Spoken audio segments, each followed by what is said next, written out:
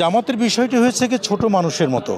বাচ্চারা যেমন এক এক সময় একটা বায়না করে, একটা পুতুল দিলে আবার কান্না থেমে যায়, তাদের একটা চিপসের প্যাকেট দিলে কান্না থেমে যায়।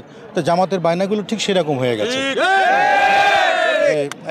খুব খুব ছেলে মানুষের দামে তাদের কখনো পেয়ার, কখনো গণভোট, কখনো এইটা কখনো ওইটা, এই জন্য একটা পাগলের প্রলাপ। তো সেই ক্ষেত্রে আমাদের যে দেশনেত্রী বেগম খালেদা জিয়া, রাষ্ট্রপতি শহীদ জিয়া রহমান, আমাদের ভারপ্রাপ্ত চেয়ারম্যান জনাব তারেক রহমান, তাদের কাছে রাজনীতি শেখার আছে। কারণ এই আবোল তাবোল কথা বলে যখন তখন যে কোনো বায়না ধরে রাজনীতির মাঠে কাজ করা খুব মুশকিল হয়ে যায়।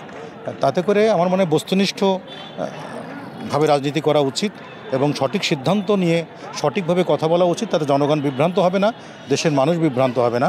কারণ রাজনীতিক একটা দল হিসেবে তাদের আরও কি বলা যায়, বুদ্ধিমত্তার সাথে কথা বলা উচিত।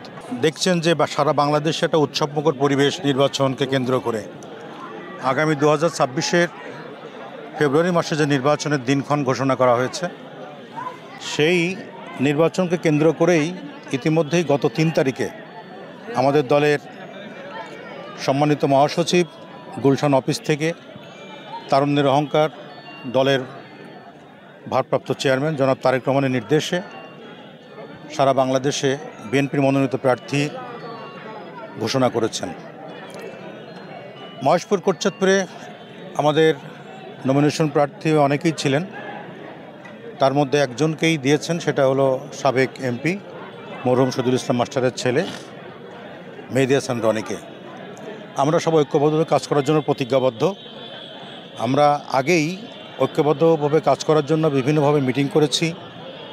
একথা বিভিন্ন মিডিয়াতে সারা বাংলাদেশের মানুষ জানেন যে মহেশপুর কোটচাঁদপুরে যে আবহাওয়া, সেটি কিন্তু বিএনপির একটা আবহাওয়া, বরাবরই ধানের শীষের একটা আবহাওয়া।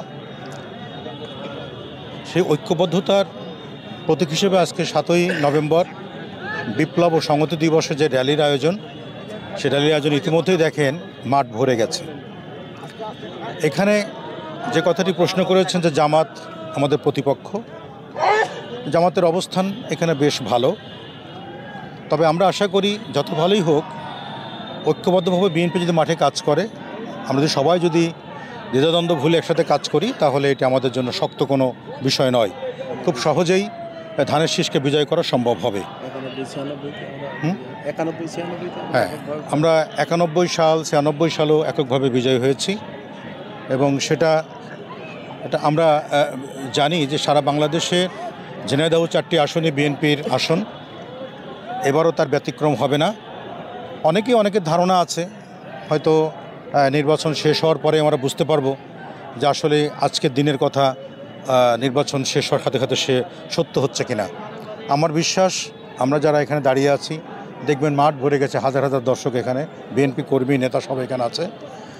আমরা খুব আশাবাদী যে এবারের নির্বাচন, আমাদের জনাব তারেক রহমান বলছেন খুব কঠিন নির্বাচন হবে। সে মাঠে ময়দানে কাজ করতে গিয়ে তার কিছুটা আলামত পাচ্ছি যে দীর্ঘ 17 বছর নির্বাচন থেকে বাইরে ছিলাম আমরা।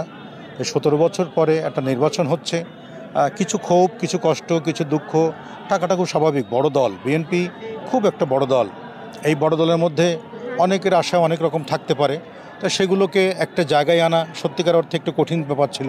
কিন্তু জনাব তারেক রহমান তারুণ্যের অহংকার, তিনি সারা বিশ্বের সাথে তাল মিলিয়ে রাজনৈতিক তার প্রজ্ঞা দিয়ে, রাজনৈতিক তার দূরদর্শিতা দিয়ে ইতিমধ্যেই সারা বাংলাদেশের বিএনপি মনা সকল মানুষকে, সকল নেতৃত্বকে, সকল কর্মীকে এক সুতায় বেঁধেছেন।